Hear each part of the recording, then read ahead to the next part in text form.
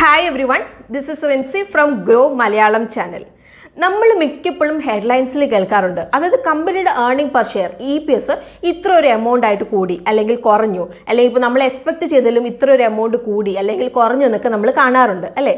എന്താണ് actually EPS എന്ന് പറഞ്ഞാൽ? അതുപോലെ തന്നെ ഒരു കമ്പനിയെ നമ്മൾ അനാലിസിസ് ചെയ്യുമ്പോൾ ഈ ഒരു EPS ഇമ്പോർട്ടൻ്റ് ആണെന്ന് പറയാനുള്ള റീസൺ എന്താണ്? അപ്പോൾ ഒരു കമ്പനിയുടെ പ്രോഫിറ്റബിലിറ്റി മെഷർ ചെയ്യാനുള്ള ഒരു ഫൈനാൻഷ്യൽ മെട്രിക്കാണ് EPS അല്ലെങ്കിൽ ഏർണിംഗ് പെർ ഷെയർ എന്ന് പറയുന്നത്. അപ്പോൾ ഇവിടെ നമ്മൾ നമ്മുടെ നെറ്റ് ഇൻകത്തിനെ ഔട്ട്സ്റ്റാൻഡിംഗ് ഷെയർസ് ആയിട്ട് നമ്മൾ ഡിവൈഡ് ചെയ്യുകയാണ് ചെയ്യുന്നത്. സോ നമ്മൾ EPS നോക്കിയിട്ടുണ്ടെങ്കിൽ ആ ഒരു ഷെയറിന് മുകളിൽ കമ്പനി എത്ര പ്രോഫിറ്റ് ജനറേറ്റ് ചെയ്യുന്നുണ്ട് എന്നുള്ളത് നമുക്ക് മനസ്സിലാക്കാൻ വേണ്ടിയിട്ട് സാധിക്കും. ഇപ്പോൾ ഒരു എക്സാമ്പിൾ പറയാം. ഒരു കമ്പനിയുടെ നെറ്റ് ഇൻകം എന്ന് 8 ലക്ഷം രൂപയാണ്. അവർക്ക് ഡിവിഡൻഡ് പേയ്മെൻറ്റ് ഒന്നുമില്ല. അപ്പോൾ ഈ ഒരു പീരീഡിൽ ഇവരുടെ ടോട്ടൽ ഔട്ട്സ്റ്റാൻഡിംഗ് ഷെയർസ് വരുന്നത് 4 ലക്ഷം ഷെയർസ് ആണ്. സോ ഇവരുടെ EPS എന്ന് പറയുന്നത് net income 8 lakh divide by outstanding shares 4 lakh. So EPS വരുന്നത് 2 per ഷെയർ ആയിരിക്കും. അപ്പോൾ ഇൻവെസ്റ്റേഴ്സിനും അതുപോലെ തന്നെ അനലിസ്റ്റിനും EPS എന്ന് പറയുന്ന ഒരു ഇമ്പോർട്ടൻറ്റ് മെട്രിക് തന്നെയാണ്. ബിക്കോസ് ഒരു കമ്പനിയുടെ ഫൈനാൻഷ്യൽ പെർഫോമൻസ് മനസ്സിലാക്കാൻ വേണ്ടിയിട്ട് ഇത് നമ്മളെ ഹെൽപ്പ് ചെയ്യും. ഇപ്പോൾ ഒരു എക്സാമ്പിൾ പറയാം. ഒരു കമ്പനിയുടെ EPS കൂടുതലാണെങ്കിൽ അത് കാണിക്കുന്നത് എന്താണ്? ആ ഒരു കമ്പനിയുടെ ഫൈനാൻഷ്യലി ഹെൽത്തി ആണെന്നാണ് അത് കാണിക്കുന്നത്. അപ്പോൾ അതുകൊണ്ട് തന്നെ അവർക്ക് ഷെയർ ഹോൾഡേഴ്സിന് വേണ്ടി നല്ല റിട്ടേൺസ് ജനറേറ്റ് ചെയ്യാൻ വേണ്ടിയിട്ട് സാധിക്കും. ഇനിയിപ്പോൾ ഒരു കമ്പനിയുടെ EPS കുറവാണെങ്കിൽ അത് ഇൻഡിക്കേറ്റ് ചെയ്യുന്നത് എന്താണ്? ആ ഒരു കമ്പനി ഫൈനാൻഷ്യലി നല്ല രീതിയിൽ പെർഫോം ചെയ്യുന്നില്ല എന്നാണ്. സോ ഇൻവെസ്റ്റേഴ്സിന് അതൊരു റെഡ് ഫ്ലാഗ് ആയിരിക്കും. പിന്നെ EPS റേഷ്യോ നോക്കിയിട്ടുണ്ടെങ്കിൽ നമുക്ക് മനസ്സിലാക്കാൻ പറ്റുന്ന ഒരു കാര്യമാണ് കമ്പനിക്ക് അവരുടെ നിലവിലുള്ള ഡിവിഡൻഡ് കൂട്ടാനുള്ള എബിലിറ്റി ഉണ്ടോ എന്നുള്ളത്. അപ്പം ഇവിടെ ഒരു കാര്യം നിങ്ങൾ നോട്ട് ചെയ്യാനുണ്ട്. അതായത് നമുക്കൊരു കമ്പനീനെ ഇവാലുവേറ്റ് ചെയ്യാൻ വേണ്ടി നമുക്ക് ഒരുപാട് റേഷ്യോസ് ഉണ്ട്. അപ്പോൾ അതിൽ ഒരു റേഷ്യോ മാത്രമാണ് EPS എന്ന് പറയുന്നത്. സോ നിങ്ങളൊരു കമ്പനിയിൽ ഇൻവെസ്റ്റ് ചെയ്യുമ്പോൾ ജസ്റ്റ് EPS മാത്രം നോക്കിയിട്ട് നിങ്ങൾ ഇൻവെസ്റ്റ് ചെയ്ത്, മറിച്ച് നിങ്ങൾ ആ ഒരു കമ്പനിയുടെ ഫൈനാൻഷ്യൽ അതുപോലെ തന്നെ നോൺ ഫൈനാൻഷ്യൽ ഇൻഫോർമേഷൻസും കൂടി നിങ്ങൾ കൺസിഡർ ചെയ്തിട്ട് വേണം ഇൻവെസ്റ്റ് ചെയ്യാൻ വേണ്ടിയിട്ട്. ഇന്ന് നമ്മൾ കറൻ്റ്ലി 200 രൂപയിൽ താഴെ ട്രേഡ് ചെയ്യുന്ന ഹൈ ഏർണിംഗ് പെർ ഷെയർ ഉള്ള ടോപ്പ് 4 സ്റ്റോക്കുകളാണ് ഇന്ന് ഡിസ്കസ് ചെയ്യാൻ വേണ്ടിയിട്ട് പ്ലാൻ ചെയ്തേക്കുന്നത്. അപ്പോൾ ഈ ഒരു കമ്പനികളുടെ ബിസിനസ്സിനെ പറ്റിയിട്ടും അതുപോലത്തെ അവരുടെ സ്ട്രെങ്ത് അതുപോലെ വീക്ക്നെസ് നമ്മൾ ഇന്ന് കവർ ചെയ്യുന്നതായിരിക്കും. മാത്രമല്ല ഇന്ന് നമ്മൾ സെലക്ട് ചെയ്തിരിക്കുന്ന കമ്പനികളെല്ലാം ഫണ്ടമെന്റലി സ്ട്രോങ് ആയിട്ടുള്ള കമ്പനികളാണ്. ഇന്നത്തെ നമ്മുടെ ലിസ്റ്റിലെ സ്റ്റോക്സിൻ്റെ എല്ലാം market capitalisation more than 5,000 crore rupees ആണ്. Debt to equity less than 1 ആണ്. റിട്ടേൺ ഇക്വിറ്റി മോർ ദാൻ 15% ആണ്. അതുപോലെ തന്നെ last year net profit margin more than 10% ആണ്. അതുപോലെ തന്നെ ഇന്ന് നമ്മൾ മെൻഷൻ ചെയ്തേക്കുന്ന ഡേറ്റ് എല്ലാം വരുന്നത് 2 January 2023 അതുപോലെ തന്നെ ഇന്നത്തെ ലിസ്റ്റ് നമ്മൾ PSU സ്റ്റോക്സ് നമ്മൾ എക്സ്ക്ലൂഡ് ചെയ്തിട്ടുണ്ട്, അതായത് പബ്ലിക് സെക്ടർ അണ്ടർടേക്കിംഗ് സ്റ്റോക്സ്. അപ്പം ഇത് നമ്മൾ എക്സ്ക്ലൂഡ് ചെയ്യാനുള്ള റീസൺ എന്താണെന്ന് വെച്ചാൽ അവരവരുടെ പ്രോഫിറ്റിൻ്റെ ഒരു മെയിൻ പോർഷൻ ബിസിനസ്സിലേക്ക് റീഇൻവെസ്റ്റ് ചെയ്യുകയല്ല ചെയ്യുന്നത്, മറിച്ച് അത് ഡിവിഡൻഡ് ആയിട്ട് അവർ പേ ഔട്ട് ചെയ്യുകയാണ് ചെയ്യുന്നത്. അപ്പോൾ അതുകൊണ്ട് തന്നെ നമുക്ക് ബാക്കിയുള്ള സ്റ്റോക്സിനെ വെച്ച് നോക്കുമ്പോൾ ഇവരുടെ ഗ്രോത്ത് കുറച്ച് സ്ലോ ആയിരിക്കും. സോ ഏതൊക്കെയാണ് ഇന്നത്തെ നമ്മുടെ സ്റ്റോക്സ് എന്നുള്ളത് നമുക്ക് നോക്കാം. അതിനു മുമ്പ് നമ്മുടെ ചാനൽ നിങ്ങൾ ഇതുവരെ സബ്സ്ക്രൈബ് ചെയ്തിട്ടില്ലെങ്കിൽ please do subscribe our channel now. Because ഇനി വരും ദിവസങ്ങളിൽ പേഴ്സണൽ ഫിനാൻസ് അതുപോലെ ഇൻവെസ്റ്റിംഗ് റിലേറ്റഡ് ഒരുപാട് നല്ല ക്വാളിറ്റി കോണ്ടന്റ്സ് നമ്മൾ അപ്ലോഡ് ചെയ്യുന്നതായിരിക്കും ഈ ഒരു ചാനൽ. അപ്പം നിങ്ങൾ ആരും അതൊന്നും മിസ്സാക്കണ്ട. അപ്പോൾ അതുകൊണ്ട് തന്നെ സബ്സ്ക്രൈബ് ചെയ്തിട്ടില്ലെങ്കിൽ പെട്ടെന്ന് തന്നെ ചാനൽ സബ്സ്ക്രൈബ് ചെയ്യാൻ വേണ്ടിയിട്ട് ശ്രദ്ധിക്കുക. അപ്പം ഇനി നമുക്ക് ഇന്നത്തെ നമ്മുടെ ടോപ്പിക്കിലേക്ക് നമുക്ക് പോകാം. Let's begin today's video. ഇന്നത്തെ നമ്മുടെ ലിസ്റ്റിൽ first company Finolex industries Limited. അപ്പോൾ ഇന്ത്യയിൽ PVC പൈപ്സിൻ്റെ ലാർജസ്റ്റ് മാനുഫാക്ചറിൽ ഒരാളാണ് ഫിനോലെക്സ് ഇൻഡസ്ട്രീസ് ലിമിറ്റഡ്. അതുപോലെ തന്നെ നമ്മുടെ രാജ്യത്തിൽ PVC റെസിൻ്റെ ലാർജസ്റ്റ് മാനുഫാക്ചറിൽ ഒരാളും കൂടിയായിട്ട് ഇവർ റെക്കഗ്നൈസ് ചെയ്യുന്നുണ്ട്. സോ നമ്മുടെ കമ്പനി 2 സെഗ്മെന്റ്സ് ത്രൂ ആണ് ഓപ്പറേറ്റ് ചെയ്യുന്നത്, PVC റെസിൻ അതുപോലെ തന്നെ PVC പൈപ്സ് ആൻഡ് ഫിറ്റിംഗ്സ്. ഇപ്പോൾ 2 മെയിൻ കാറ്റഗറിയിലായിട്ട്, അതായത് പ്ലംബിംഗ് അതുപോലെ തന്നെ അഗ്രികൾച്ചർ ഒരുപാട് പ്രൊഡക്റ്റ് റേഞ്ചിൽ പൈപ്പ് യൂസ് ചെയ്യുന്നുണ്ട്. അപ്പോൾ ഇതിൽ വരുന്നതാണ് agriculture pipes and fittings, sewerage pipes, casing pipes ഒക്കെ. കമ്പനിക്ക് നല്ലൊരു ഡിസ്ട്രിബ്യൂഷൻ നെറ്റ്വർക്ക് തന്നെയുണ്ട്. അപ്പോൾ കസ്റ്റമേഴ്സിനെ സെർവ് ചെയ്യാൻ വേണ്ടി ഇവർക്ക് 900-ലധികം ഡീലേഴ്സും 21,000-ലധികം റീറ്റെയിലേഴ്സും ആണ് ഉള്ളത്. Financial year 2022 PVC pipes and fittings ബിസിനസ്സിലേക്ക് 56.5% കോൺട്രിബ്യൂട്ട് ചെയ്തിട്ടുണ്ട്. ബാക്കി 43.5% കോൺട്രിബ്യൂട്ട് ചെയ്തേക്കുന്നത് PVC റെസിൻ സെയിൽസിൽ നിന്നാണ്. ഫൈനാൻഷ്യൽ ഇയർ 2022 കമ്പനിയുടെ EPS വരുന്നത് 16.98 ആണ്.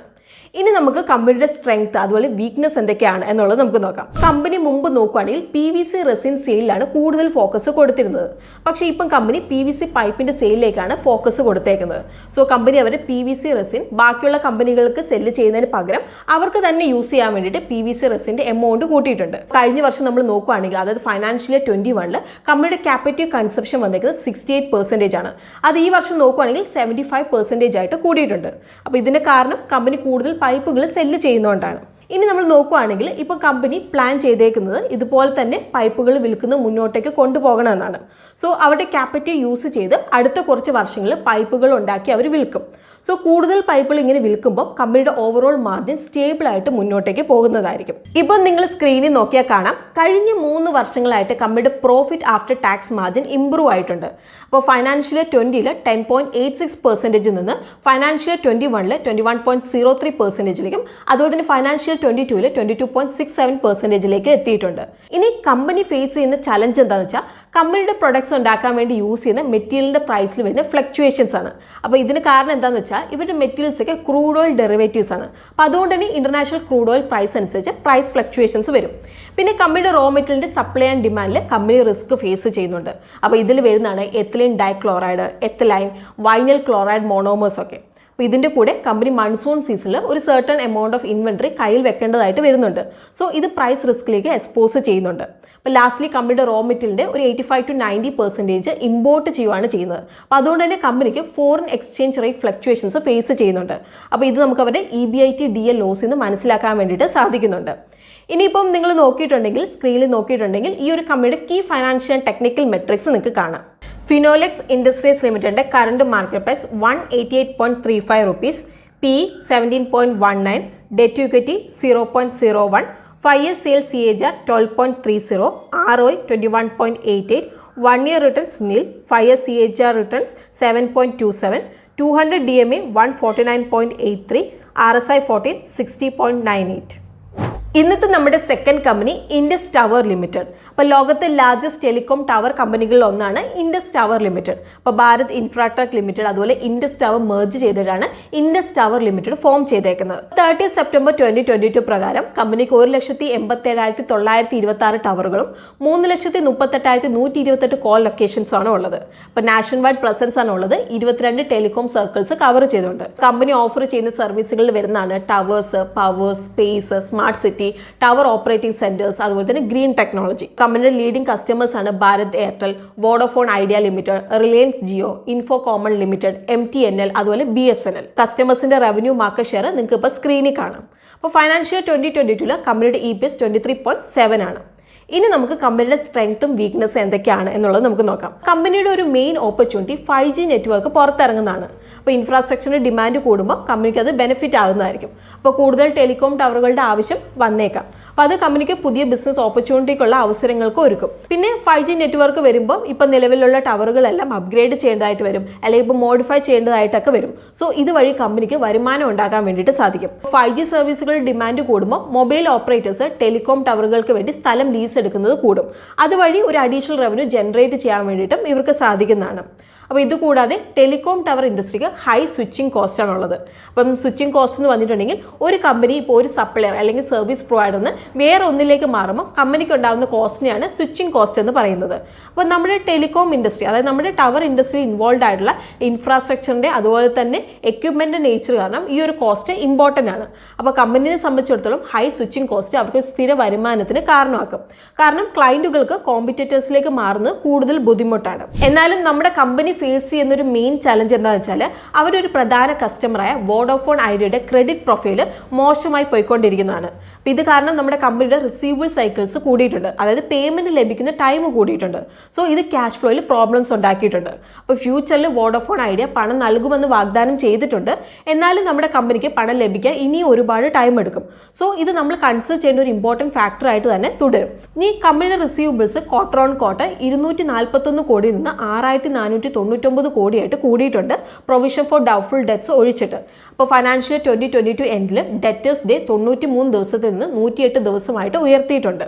ഇനിയിപ്പോൾ നിങ്ങൾ സ്ക്രീനിൽ നോക്കിയിട്ടുണ്ടെങ്കിൽ ഈ ഒരു കമ്പനിയുടെ key financial and technical metrics നിങ്ങൾക്ക് കാണാം. ഇൻഡസ് ടവർ ലിമിറ്റഡിന്റെ current market price 189.95 rupees, P 10.79, debt to equity 0.99, 5 year sales CAGR 35.43, ROI 32.43, 200 DMA 203.11, RSI 14 41.68.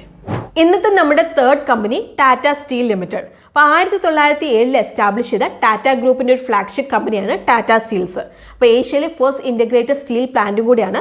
അതുപോലെ തന്നെ ലോകത്തെ 10th ലാർജസ്റ്റ് സ്റ്റീൽ പ്രൊഡ്യൂസറാണ്. അപ്പോൾ ഇവിടെ annual crude steel production capacity വരുന്നത് 34 million tons per annum ആണ്.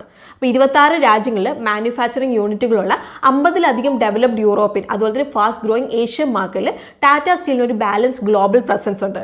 അപ്പോൾ കമ്പനി സ്റ്റീൽ പ്രൊഡക്ഷൻ്റെ എല്ലാ സ്റ്റേജിലും ഇൻവോൾവ് ആണ്. അതായത് ഇപ്പോൾ അയൺ ഓർ അതുപോലെ തന്നെ കോൾ എക്സ്ട്രാക്ഷൻ തൊട്ട് പ്രൊഡക്ഷൻ അതുപോലെ തന്നെ ഫൈനൽ പ്രൊഡക്ട്സിൻ്റെ ഡിസ്ട്രിബ്യൂഷനിൽ വരെ ഇൻവോൾവ് ആണ്. അപ്പോൾ കമ്പനി ഇന്ത്യൻ മാർക്കറ്റിനെ 3 കാറ്റഗറി ആയിട്ട് തിരിച്ചിട്ടുണ്ട്.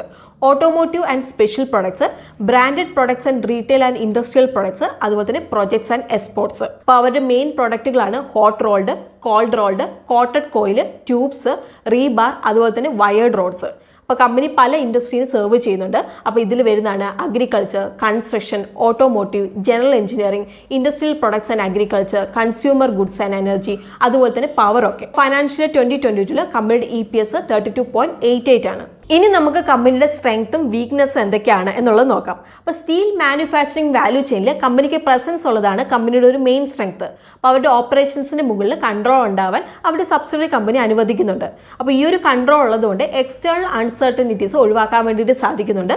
അതുപോലെ തന്നെ ടാറ്റ സ്റ്റീൽ ലിമിറ്റഡിന് അവരുടെ ഇൻപുട്ട് അതുപോലെ ഔട്ട്പുട്ട് പ്രൈസുകൾ നല്ല രീതിയിൽ മാനേജ് ചെയ്യാനും അതുപോലെ റെഗുലേറ്റ് ചെയ്യാൻ വേണ്ടിയിട്ടും സാധിക്കുന്നുണ്ട്. കമ്പനിയുടെ ട്രാൻസ്പോർട്ടേഷൻ നെറ്റ്വർക്ക് വിപുലമാണ്. അപ്പോൾ അവരുടെ 60% ഷിപ്മെന്റ് റെയിൽ ത്രൂവും ബാക്കി 40% റോഡ് ത്രൂ പല ലൊക്കേഷനിലേക്ക് എത്തിക്കുന്നത്. അപ്പം ഇതുകൂടാതെ ഇന്ത്യയിൽ ടാറ്റ സ്റ്റീലിന്റെ പ്രവർത്തനങ്ങൾ ക്യാപിറ്റീവ് പവർ അതുപോലെ മൈനിങ് ഓപ്പറേഷൻസ് ആയിട്ട് ഇന്റഗ്രേറ്റഡ് ആണ്.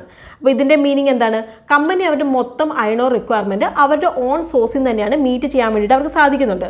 അതുപോലെ തന്നെ 25% മെറ്റാളജിക്കൽ കോൾ റിക്വയർമെന്റ്സും. അപ്പോൾ അതുകൊണ്ട് തന്നെ കമ്പനിയുടെ കോമ്പറ്റേറ്റേഴ്സിനെ വെച്ച് കമ്പയർ ചെയ്യുമ്പോൾ ടാറ്റ സ്റ്റീൽ ഇന്ത്യ ലിമിറ്റഡിന്റെ സ്റ്റീൽ പ്രൊഡക്ഷൻ ഇന്ത്യയിൽ കോസ്റ്റ് എഫക്റ്റീവ് ആണ്. ഇനി കമ്പനി ഫേസ് ചെയ്യുന്ന ഒരു main challenge commodity price volatility ആണ്. അപ്പോൾ സ്റ്റീലിന്റെ പ്രൊഡക്ഷനിൽ ഒരു ഇമ്പോർട്ടൻറ്റ് കമ്മോഡിറ്റീസ് ആണ് കോള്, അയൺ ഒക്കെ. അപ്പോൾ ഇവർക്ക് ഗ്ലോബൽ സപ്ലൈ ചെയിൻസ് ആണ് ഉള്ളത്. അപ്പോൾ അത് പല ഫാക്ടേഴ്സ് ത്രൂ അവരുടെ പ്രൈസ് ഇൻഫ്ലുവൻസ്ഡ് ആവും. ലൈക്ക് ഇപ്പോൾ സപ്ലൈ ആൻഡ് ഡിമാൻഡിൽ ഉണ്ടാകുന്ന imbalance, political tension, weather condition, അതുപോലെ ഗവൺമെന്റ് പോളിസികളൊക്കെ. സോ കോൾ അതുപോലെ അയണിന്റെ പ്രൈസ് ചേഞ്ച് ചെയ്യുമ്പോൾ ആ ഒരു സെയിം ചേഞ്ച് സ്റ്റീൽ പ്രൈസിലും വരും. അപ്പോൾ അൾട്ടിമേറ്റ്ലി ഇത് കമ്പനിയുടെ റവന്യൂവിനെയും ബാധിക്കും. ഇപ്പം പറയുകയാണെങ്കിൽ 2022 റഷ്യ ഉക്രൈൻ വാറിന് ശേഷം കമ്മോഡിറ്റി പ്രൈസിൽ വോളറ്റിലിറ്റി കണ്ട ഒരു വർഷമായിരുന്നു. ഇനി കമ്പനി ഫേസ് ചെയ്യുന്ന അടുത്തൊരു ചലഞ്ച് ബിസിനസ് സൈക്കിൾ ഷിഫ്റ്റ് ചെയ്യുമ്പോൾ സ്റ്റീൽ ഇൻഡസ്ട്രി സെൻസിറ്റീവ് ആണ്. ഇപ്പം സ്റ്റീലിന്റെ ഡിമാൻഡ് ആൻഡ് സപ്ലൈയിൽ ചേഞ്ച് വരുമ്പോൾ അതുപോലെ തന്നെ ഇൻഡസ്ട്രി റേറ്റ് അതുപോലെ എക്കോണമിയിലൊക്കെ ചേഞ്ച് വരുമ്പോൾ ഇത് സ്റ്റീൽ ഇൻഡസ്ട്രീനെ അഫക്റ്റ് ചെയ്യും. അപ്പോൾ ഇങ്ങനെ ചേഞ്ചസ് വരുമ്പോൾ ഇൻഡസ്ട്രിയിൽ ഒരുപാട് അപ്സ് ആൻഡ് ഡൗൺസിൽ കൂടെ കടന്നു പോകുന്നുണ്ട്. പിന്നെ സ്റ്റീൽ ഇൻഡസ്ട്രിയിൽ ഇപ്പം പുതിയ പ്രൊജക്റ്റുകൾ സ്റ്റാർട്ട് ചെയ്യാൻ അല്ലെങ്കിൽ ഇപ്പം നടത്തിക്കൊണ്ട് പോകാൻ ഒരുപാട് ക്യാഷ് അല്ലെങ്കിൽ ക്യാപിറ്റലിന്റെ ആവശ്യമുണ്ട്.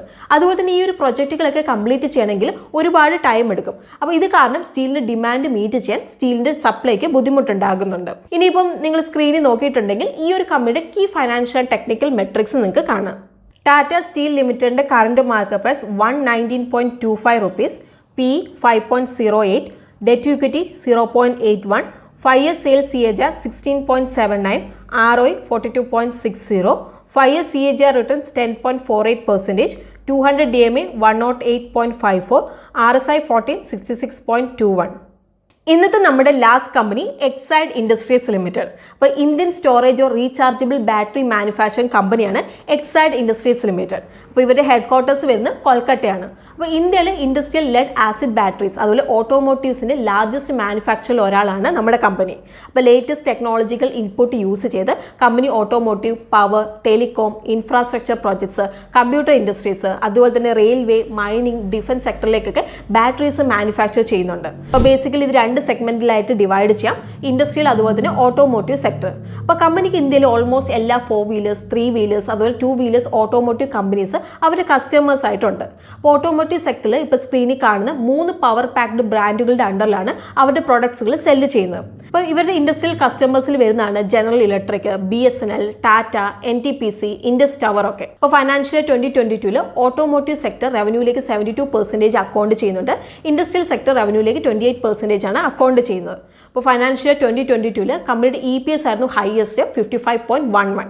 ഇനി നമുക്ക് കമ്പനിയുടെ സ്ട്രെങ്ത് അതുപോലെ തന്നെ വീക്ക്നെസ് എന്തൊക്കെയാണ് എന്നുള്ളതും കൂടി നോക്കാം. അപ്പോൾ ഡൊമസ്റ്റിക് ഓട്ടോമൊബൈൽ ബാറ്ററി ഇൻഡസ്ട്രിയിൽ OEM അതുപോലെ തന്നെ റീപ്ലേസ്മെന്റ് ബാറ്ററി സ്പേസിൽ മാർക്കറ്റ് ലീഡറാണ് എക്സൈഡ് ഇൻഡസ്ട്രീസ് ലിമിറ്റഡ്. അപ്പോൾ കമ്പനിയുടെ ലോങ് സ്റ്റാൻഡിംഗ് പ്രസൻസ്, അവരുടെ ഡിസ്ട്രിബ്യൂഷൻ ബ്രാൻഡ്, അതുപോലെ തന്നെ പ്രൊഡക്റ്റ് ക്വാളിറ്റി കൊണ്ട് ഡൊമസ്റ്റിക് ബാറ്ററി സെഗ്മെന്റിൽ എക്സൈഡ് ഇൻഡസ്ട്രിക്ക് ഒരു സ്ട്രോങ് പൊസിഷൻ തന്നെയാണ് ഉള്ളത്. അപ്പോൾ ഇലക്ട്രിക് വെഹിക്കിൾ സ്പേസ് ഇപ്പോൾ എക്സ്പാൻഡ് ചെയ്യുന്നത് കമ്പനിക്ക് ഒരു വലിയൊരു ഓപ്പർച്യൂണിറ്റി തന്നെയാണ്. അപ്പോൾ ഇലക്ട്രിക് വെഹിക്കിളിൻ്റെ ഒരു മെയിൻ കമ്പോണൻ്റ് ആണ് ഈ ബാറ്ററി എന്ന് പറയുന്നത്. അതുപോലെ തന്നെ അവർ അനൗൺസ് ചെയ്തിട്ടുണ്ട് ഇലക്ട്രിക് മൊബിലിറ്റിക്ക് വേണ്ടി ലിഥിയം അയൺ ബാറ്ററീസ് അവർ മാനുഫാക്ചർ ചെയ്യുമെന്ന്. അപ്പോൾ ഇന്ത്യയിൽ annual lithium ion battery demand 2025 ആകുമ്പോഴേക്കും 28 ജിഗാവാട്ട് അവർ റീച്ച് ചെയ്യുമെന്നാണ് എക്സ്പെക്ട് ചെയ്യുന്നത്. ഇത് 2030 ആകുമ്പോഴേക്കും 90 ജിഗാവാട്ട് അവറിലേക്ക് എത്തുമെന്നാണ് എക്സ്പെക്ട് ചെയ്യുന്നത്. അപ്പോൾ ലിഥിയം അയൺ സെൽ മാനുഫാക്ചറിംഗ് ഫെസിലിറ്റിക്ക് വേണ്ടിയിട്ട് ഒരു ഡീറ്റെയിൽഡ് പ്ലാൻ കമ്പനി ഓൾറെഡി ചെയ്തിട്ടുണ്ട്. അപ്പോൾ അവർ ലിഥിയം അയൺ സെൽ മാനുഫാക്ചറിംഗിന് വേണ്ടിയിട്ട് 6000 കോടിയിലധികം സ്പെൻഡ് ചെയ്യാനാണ് പ്ലാൻ ചെയ്തേക്കുന്നത്. ഇനിയിപ്പം കമ്പനി ഫേസ് ചെയ്യുന്ന ഒരു മെയിൻ ചലഞ്ച് എന്താണെന്ന് വെച്ചിട്ടുണ്ടെങ്കിൽ പല ആപ്ലിക്കേഷനിലും ലിഥിയം അയൺ ബാറ്ററികൾ യൂസ് ചെയ്യുമ്പോൾ ഈ ഒരു ഇൻഡസ്ട്രിയിൽ ലെഡ് ആസിഡ് ബാറ്ററിയുടെ യൂസിന് അതൊരു ത്രെറ്റ് ആയേക്കാം. ബിക്കോസ് ലിഥിയം അയൺ ബാറ്ററികൾ ലെഡ് ആസിഡ് ബാറ്ററിയേക്കാളും ഒരുപാട് അഡ്വാൻറ്റേജസ് ഓഫർ ചെയ്യുന്നുണ്ട്. ലൈക്ക് ഇപ്പോൾ higher energy density, faster charging times, longer life span ഒക്കെ. സോ ഇത് കമ്പനിയുടെ റവന്യൂവിനെ ബാധിച്ചേക്കാം. അപ്പോൾ ഇതുകൂടാതെ ബാറ്ററി മാനുഫാക്ചറിംഗ് യൂസ് ചെയ്യുന്ന ഒരു മെയിൻ റോ മെറ്റലാണ് ലെഡ്. സോ ഇതൊരു ടോക്സിക് സബ്സ്റ്റൻസ് ആണ്. അപ്പോൾ ഈ ഒരു ഇൻഡസ്ട്രിയിൽ ബാക്കിയുള്ള കമ്പനീസിനെ പോലെ കമ്പനി സ്ട്രിക്ട് റെഗുലേഷൻസ് ഫോളോ ചെയ്യണം ലെഡ് മാനേജ് ചെയ്യുന്നതിന് വേണ്ടിയിട്ട്. എന്നാലേ പൊല്യൂഷൻ പ്രിവെൻറ്റ് ചെയ്യാൻ വേണ്ടിയിട്ട് സാധിക്കുള്ളൂ. സോ ഇതിന് എന്തെങ്കിലും ഒരു ഡീവിയേഷൻ സംഭവിച്ചിട്ടുണ്ടെങ്കിൽ അത് കമ്പനിയുടെ റെപ്യൂട്ടേഷൻ റിസ്ക്, അതുപോലെ തന്നെ പെനാൽറ്റിക്കൊക്കെ കാരണമാക്കും. ഇനിയിപ്പോൾ നിങ്ങൾ സ്ക്രീനിൽ നോക്കിയിട്ടുണ്ടെങ്കിൽ ഈ ഒരു കമ്പനിയുടെ key financial and technical metrics നിങ്ങൾക്ക് കാണാം. എക്സൈഡ് ഇൻഡസ്ട്രീസ് ലിമിറ്റഡിൻ്റെ current market price 181.40 rupees, P 3.37, debt to equity 0.05, 5 years sales CAGR 2.73, ROE 48.55, 1 year return 6.49, 200 DMA 159.89, RSI 46.41. ഇതായിരുന്നു ഇന്നത്തെ നമ്മുടെ വീഡിയോ. അപ്പോൾ കറൻ്റ്ലി 200 രൂപയ്ക്ക് താഴെ ട്രേഡ് ചെയ്യുന്ന ഹൈ EPS ഉള്ള ടോപ്പ് 4 സ്റ്റോക്കുകളാണ് നമ്മൾ ഡിസ്കസ് ചെയ്തത്. അപ്പം വീഡിയോ യൂസ്ഫുൾ ആയിട്ടുണ്ടെന്നാണ് വിചാരിക്കുന്നത്. അങ്ങനെയെങ്കിൽ വീഡിയോ നിങ്ങൾ ലൈക്ക് ചെയ്യണം. അതുപോലെ തന്നെ ഇന്നത്തെ വീഡിയോ നമ്മൾ ഫുള്ളി എഡ്യൂക്കേഷണൽ പർപ്പസിനാണ് നമ്മൾ കവർ ചെയ്തിരിക്കുന്നത്. ഇതൊരു ബയോ സെൽ റെക്കമെൻഡേഷൻ അല്ല. സോ ഏതെങ്കിലും കമ്പനികൾ നിങ്ങൾ ഇൻവെസ്റ്റ് ചെയ്യുന്നതിന് മുമ്പ് നിങ്ങൾ ഡീറ്റെയിൽ റിസർച്ച് ആൻഡ് അനാലിസിസ് ചെയ്തതിന് ശേഷം മാത്രം ഇൻവെസ്റ്റ് ചെയ്യാൻ വേണ്ടിയിട്ട് ശ്രദ്ധിക്കണം. സോ പേഴ്സണൽ ഫിനാൻസ് അതുപോലെ ഇൻവെസ്റ്റിംഗ് റിലേറ്റഡ് ആയുള്ള കൂടുതൽ വീഡിയോസിനായിട്ട് നമ്മുടെ ചാനൽ സബ്സ്ക്രൈബ് ചെയ്യാൻ വേണ്ടി നിങ്ങൾ മറക്കണ്ട. അപ്പോൾ ഒരു പുതിയൊരു വീഡിയോയിലൂടെ നമുക്ക് കാണാം. അതുവരെ happy investing and bye from Rincy.